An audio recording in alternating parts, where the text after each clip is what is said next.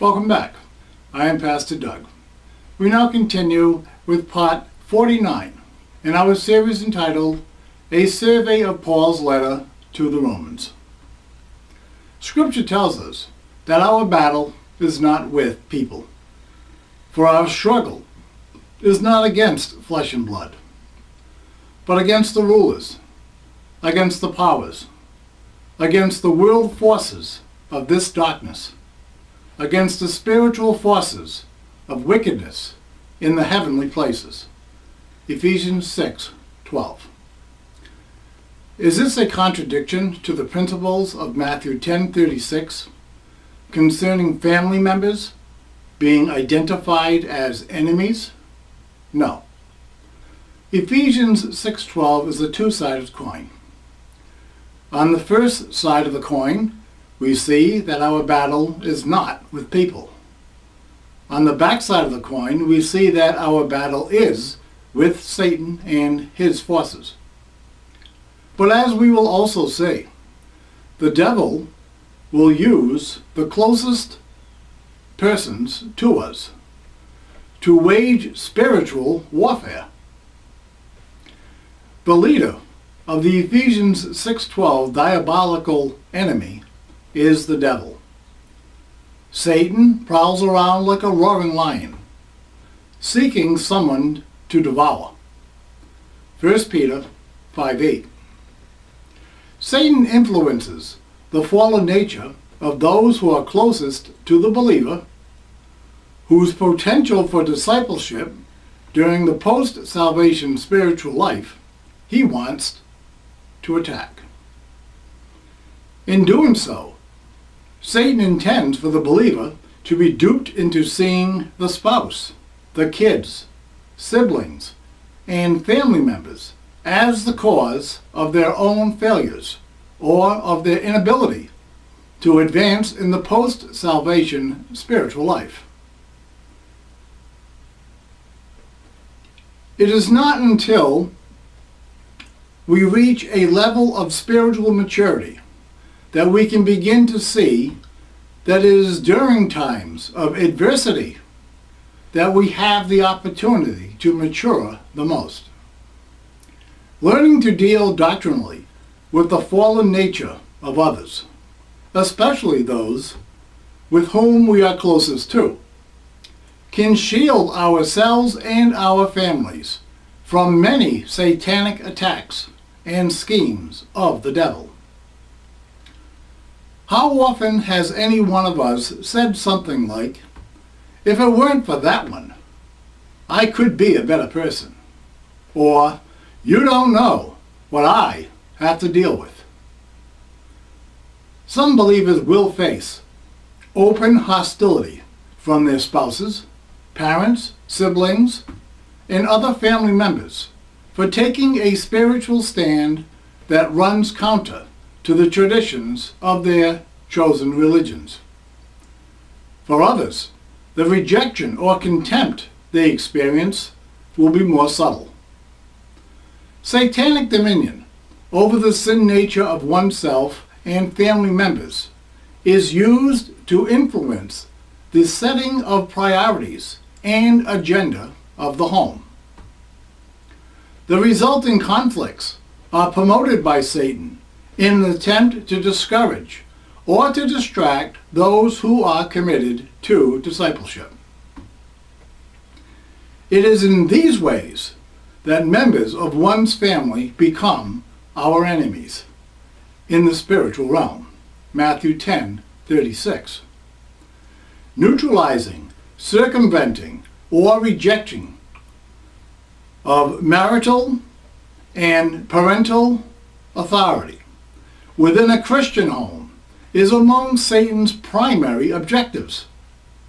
The husband in his positions of marital and parental authority, along with the mother in her position of parental authority, will be challenged. Just as the rebel in the fallen nature of the children is naturally resistant to parental authority, so is the rebel in the fallen nature of the wife concerning marital authority. 50-50 arrangements in the management of the home sounds fair, but comes straight from the devil himself. Such an arrangement sets just the stage and environment that Satan needs, as 50-50 means that no one is in charge. Everything is negotiable and allows the self-centered sin nature in both mates to compete to see whose 50 is going to win out. Rejection or circumventing marital authority by the wife sets the stage for children to self-justify challenging parental authority. Those in positions of any type of authority must learn how to handle the challenges that are inherent with the position. The devil knows how trouble at home can impact the individual family members' lives and ministries.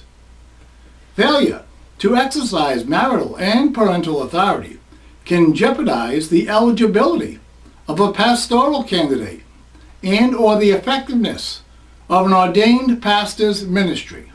1 Timothy 3, 4, and 5. The devil relishes the thought of destroying any Christian family, but the destruction of a pastor's family unit is even a sweeter victory. If successful, he not only destroys a family unit, but the effectiveness of a ministry as well. Consequently, a pastor and his family will be twice as likely to be subjected to satanic attacks. In no other area of ministry does the submission to marital and parental authority come under such human, 1 Timothy 3, 4 and 5, and angelic, 1 Corinthians 11, 10, observation and scrutiny. In no other type of ministry does the supporting 1 Corinthians 11, 9 role of a wife play such a critical part by promoting a domestic environment in which the pastor can study in order to effectively teach. If you want to know what you can do for a pastor on a personal level, be a prayer warrior, praying for the stability of your pastor's marriage and home life. Both he and his ministry will greatly benefit by it. The devil and his forces are not an enemy to be taken lightly. We need and should not live in fear of the devil, but only be aware of his tactics. His method of operation is by way of deception, often appearing in sheep's clothing, disguising himself as a spokesman from God. 2 Corinthians 11, 14 and 15. Satan does not have omnipresence. That is the divine attribute to be everywhere at the same time. The devil relies on the demons under his command to do most of his work.